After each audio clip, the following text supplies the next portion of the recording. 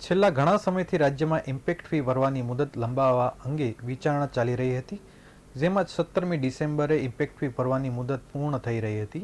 આ વચ્ચે હવે રાજ્ય સરકાર દ્વારા સતત ત્રીજી વાત ઇમ્પેક્ટ ફી ભરવાની મુદતમાં વધારો કરી હજી 6 મહિનાનો વધારો કરાયો છે. અત્યાર સુધીમાં પાલિકાએ કુલ 21,578 અરજી મળી છે.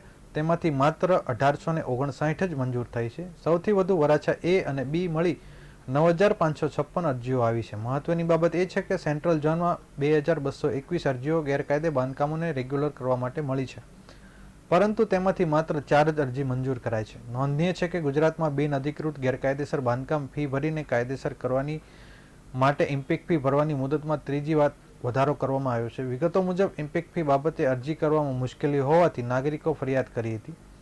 છેલ્લા ઘણા સમયથી રાજ્યમાં ઇમ્પેક્ટ ફી ભરી ગેરકાયદેસર બાંધકામ કાયદેસર કરી શકવાની જોગવાઈ છે, જેમાં રાજ્ય સરકારની ધારણા કરતાં ઓછો પ્રતિસાદ મળતા શહેરી વિકાસ વિભાગ દ્વારા 17મી ડિસેમ્બરે ઇમ્પેક્ટ ફી ભરવાની મુદત પૂર્ણ થાય તે પહેલા 6 મહિનાનો વધારો કરતા જાહેરનામું બહાર પાડ્યું છે, જેને લઈને હવે ગેરકાયદેસર બાંધકામ કરનાર વધુ મિલકત ધારકોને લાભ મળી રહેશે.